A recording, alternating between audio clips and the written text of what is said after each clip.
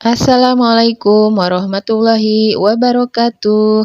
Hai teman-teman semua, apa kabarnya? Semoga teman-teman selalu ada dalam lindungan Allah Subhanahu wa Ta'ala, dilancarkan segala urusan dan dicukupkan segala kebutuhan. Amin amin ya robbal alamin. Kali ini jumpa lagi dengan aku di Mama Ir Channel. Baiklah teman-teman sekalian, di video kali ini aku akan coba bahas tentang kebiasaan sederhana yang bila kita lakukan akan berdampak baik terhadap finansial kita. Simak videonya sampai selesai ya teman-teman. Teman-teman sekalian, terkadang kita melewatkan kebiasaan-kebiasaan kecil yang sebenarnya sangat berpotensi untuk menunjang keuangan kita menjadi lebih baik. Kebiasaan kecil yang pertama, yaitu suka mengumpulkan uang receh. Teman-teman sekalian, banyak orang yang meremehkan uang receh ataupun uang kembalian. Biasanya mereka akan meletakkannya ataupun menaruhnya secara sembarangan, sehingga uang receh kita bertebaran di mana-mana dan uang receh itu pun berpotensi hilang karena disepelekan. Jika kita bisa mengelola uang receh dengan baik, maka kita bisa melakukan penghematan yang sangat besar. Teman-teman, terkadang kita membutuhkan uang receh untuk sekedar melengkapi uang belanja kita. Namun, karena kita tidak membawa uang receh, akhirnya kita membayar dengan uang lembaran. Dan akhirnya kita pun mendapat lagi uang receh dari kembalian uang tersebut. Padahal, kalau kita bisa mengelola uang receh dengan baik, kita bisa menghemat pengeluaran kita. Teman-teman, ada dua cara untuk mengelola uang receh yang bisa kita lakukan. Yang pertama, kita bisa menyiapkan celengan atau kotak khusus untuk uang receh. Dan ketika sudah terisi penuh, maka kita pun bisa menukarkannya dengan uang yang nilai pecahannya lebih besar atau uang lembaran.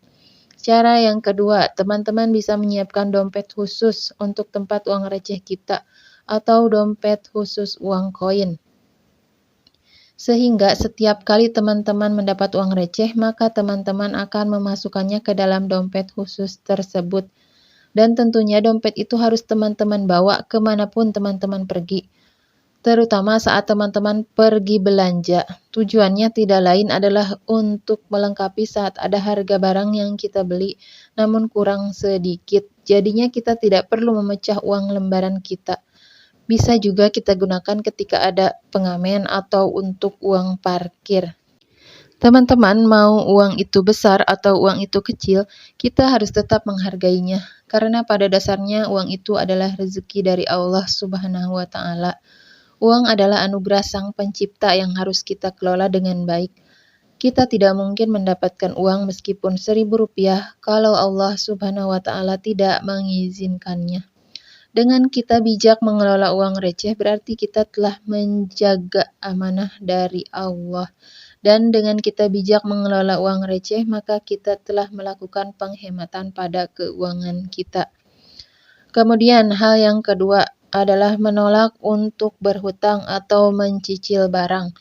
Maksudnya di sini, teman-teman harus menghindari ketika ada tawaran untuk berhutang atau kredit barang-barang tertentu, meskipun bunga cicilannya 0%. Karena kalau kita tergoda untuk mencicil barang atau berhutang, ada dua dampak negatif yang akan kita alami. Yang pertama, teman-teman akan kehilangan kesempatan untuk membuat uang teman-teman lebih produktif lagi. Karena setiap bulannya kita harus membayar cicilan itu secara rutin. Padahal sebenarnya uang itu bisa kita gunakan untuk menabung ataupun untuk investasi. Apalagi kalau barang yang kita beli itu tidak terlalu penting, maka kita sebenarnya rugi karena uang yang kita miliki tidak kita gunakan secara produktif.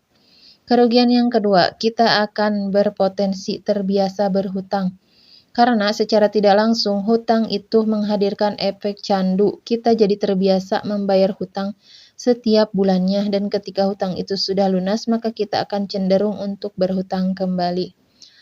Kemudian kebiasaan kecil yang bermanfaat yang ketiga adalah